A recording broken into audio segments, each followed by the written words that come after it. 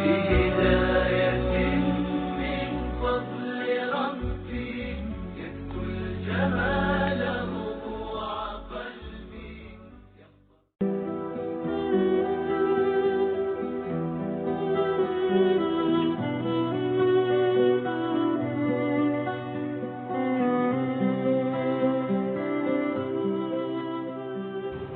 Hadirin jamaah Jumat yang dimuliakan Allah Subhanahu wa ta'ala. Ada seorang doktor lulusan S3 dari universitas ternama di Bandung menulis buku tentang pentingnya investasi hidup dan pendidikan. Bukunya laris, bestseller. Katanya ketika anak masih kecil-kecil, kalau ada kelebihan dana, mulailah membeli rumah. Rumah ini dicicil 10 tahun, 15 tahun, 20 tahun. Nanti ketika anak sudah tamat SMA, maka rumah lunas dan bisa dijual. Setelah rumah dijual, bisa dipakai untuk dua. Pertama, pendidikan anak ke jenjang perguruan tinggi, S1, S2, S3. Sisanya bisa dipakai untuk modal usaha. Ramai-ramai orang mengikuti saran ini. Dan yang menulis buku pun berhasil. Anak yang pertama sudah lulus di Amerika dengan predikat cum laude, sarjana terbaik. Bahasa Inggrisnya mantap dan diterima bekerja di luar. Anak kedua begitu juga baru saja diterima dengan karir yang memuaskan hati orang tua. Anak paling kecil masih dalam proses pendidikan. Kemana kemari seminar menceritakan tentang keberhasilan, rumah megah, mobil mewah, jalan-jalan ke luar negeri, hidup nyaman, tentram dan damai. Tapi rupanya Allah Subhanahu wa ta'ala ingin menyentuh yang selama ini belum tersentuh. Ada sesuatu yang tak pernah terpikirkan, tapi Allah berkuasa untuk membuatnya datang dan tiba tanpa diundang. Tanpa terlintas di pikiran, istri pun jatuh sakit. Ketika istri sakit, masuk ke rumah sakit di ruang ICU. Saat itu dihubungilah anak yang pertama. Ibumu dalam keadaan sakit, nak. 9 bulan 10 hari kau dikandungnya. Dengan tetes peluh keringat dan air mata meregang nyawa kau keluar dari rahimnya. Apa kata si anak? Aku tidak bisa karena ada rapat penting, meeting yang harus dikerjakan. Dan saya tinggal di negara yang sangat disiplin. Aturan tidak membenarkan untuk pulang ke kampung halaman. Anak kedua pun dihubungi. Bagaimana ini ibumu dalam sakit keras? Orang lain tak dapat menghibur hatinya. Nampaknya inilah pertemuan terakhir andai kau pulang. Anak kedua berkata, ayah, aku tidak bisa pulang karena aku baru saja diterima bekerja di perusahaan ternama. Ini masa depanku, ini karirku. Maka hari-hari pertama kerja ini tidak boleh absen. Dan ini negara sangat disiplin. Mereka tidak tahu menahu apa yang terjadi pada karyawannya, maka mesti tetap bekerja. Tinggal lagi satu harapan anak terkecil yang terakhir. Ternyata harapan itu pun juga pupus, hilang, terbang melayang.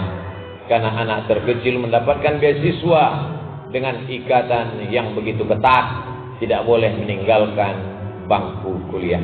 Malaikat maut tidak menunggu, nyawa tetap berpisah keluar dari jasad dalam keadaan ramai di tengah kesepian.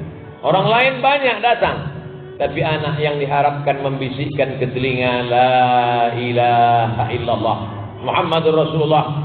Anak yang mestinya membacakan ayat-ayat Allah ketika roh akan keluar dari jasad seperti tebasan pedang di tempat yang sama beratus kali.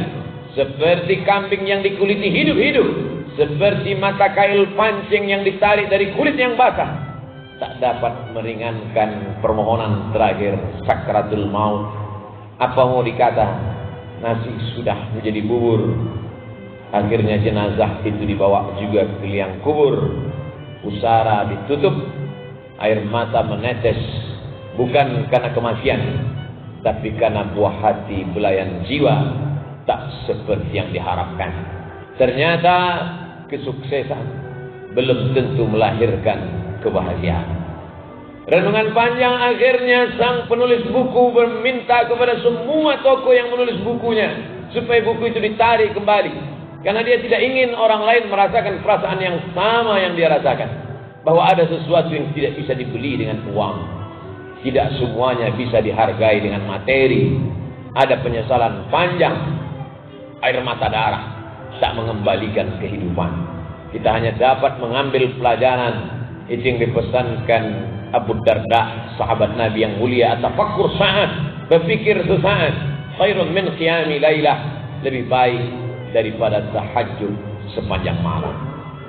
Salahkah anak kita sekolah ke luar negeri? Tidak salah, tapi bekalilah dalam kepalanya Al-Quran dan Sunnah.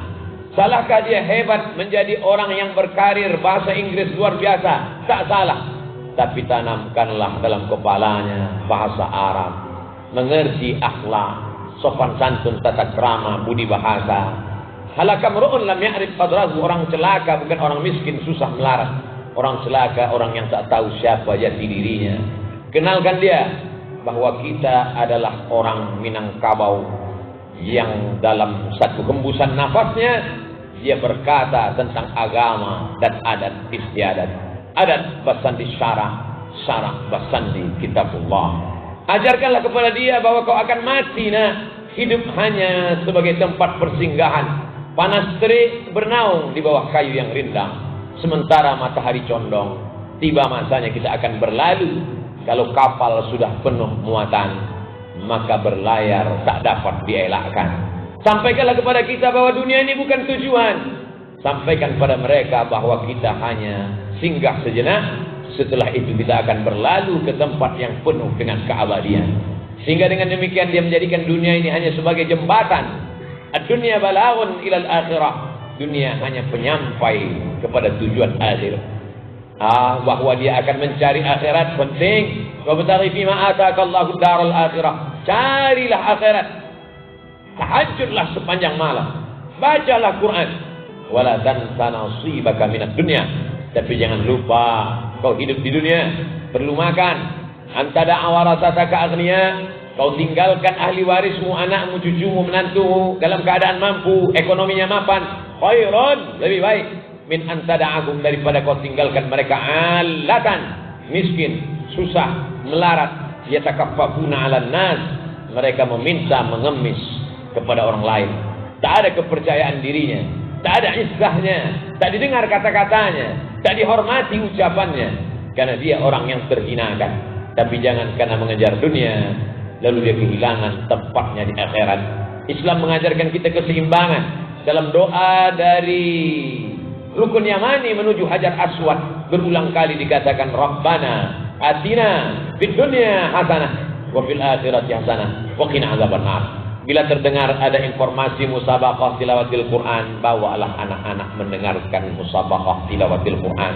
Dia lihat yang sebaya dengan dia, kenapa bisa hafal Al-Quran, kenapa aku tidak? Mulut berkata, ke telinganya belum tentu masuk, mungkin dia akan marah, mungkin dia akan merajuk. Tapi begitu dia lihat ada qari hafal Quran, umurnya sebaya dengan dia, di kelas yang sama, dia akan berpikir, mengapa aku tidak bisa? Kalau ada pengajian, bawalah dia ke masjid. Dia akan lari, dia akan melompat, dia akan berteriak. Tidak apa-apa, tapi paling tidak dia terbiasa. Nanti dia akan membawa anak dia pula pada masa kita sudah lagi tiada di atas muka bumi Allah. Kalau ada pengajian, ada pertemuan keluarga, bawalah dia, dudukkan dia dekat ulama, mintakan barokah. Sampai masanya nanti kita mati dimakan cacing tanah, dia akan membawa cucu kita, anak-anak kita yang tidak pernah kita kenalkan dengan ulama, maka mereka hanya tahu dunia semata. Sampai masanya kita pun akan hilang dari mata mereka. Air mata mereka meleleh, bukan karena kita mati, tapi karena harta warisan kita terlalu sedikit untuk menopang ekonomi mereka. Bukan air mata itu yang dapat menolong, membantu kita. Air mata yang dapat menolong adalah ketika dia bangun di tengah malam, dilihatnya sajadah.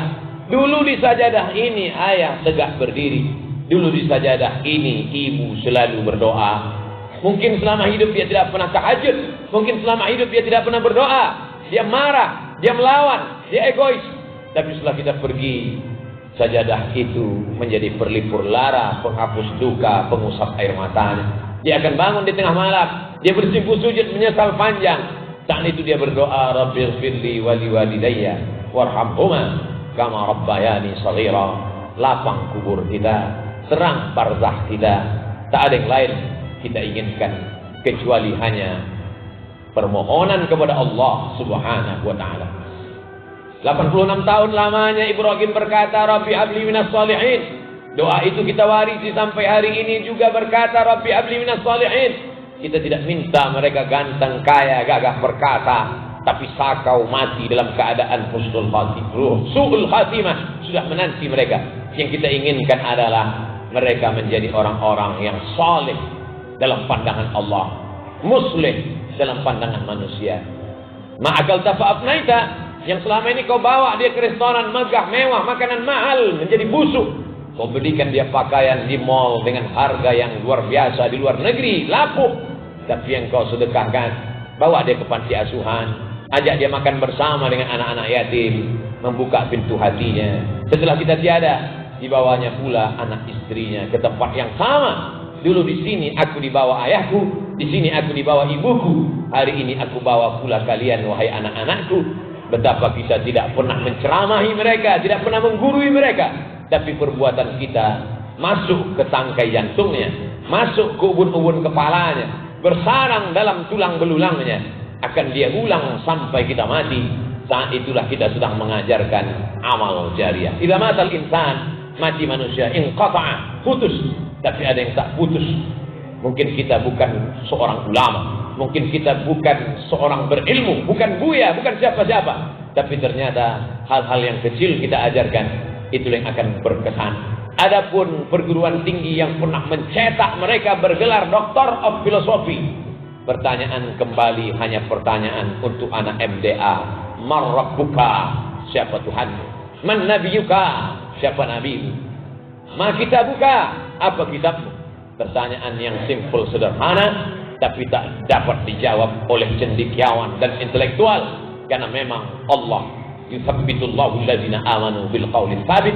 Dia hanya akan mengokohkan kalimat yang selalu diucapkan, yang selalu diamalkan.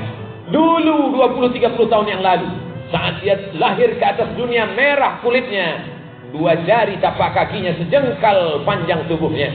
Kita yang membisikkan ke telinganya sebelah kanan, sayup-sayup dengan derai air mata, asyhadu an la ilaha illallah. Apa yang kita inginkan? Kita tak pernah minta dia belikan kita rumah yang besar. Kita tak pernah meminta dia membelikan kita mobil yang mewah. Yang kita inginkan cuma satu. Nah, dulu saat kau lahir ke atas dunia ini, aku membisikkan ke telingamu la ilaha illallah. Yang ku minta cuma satu.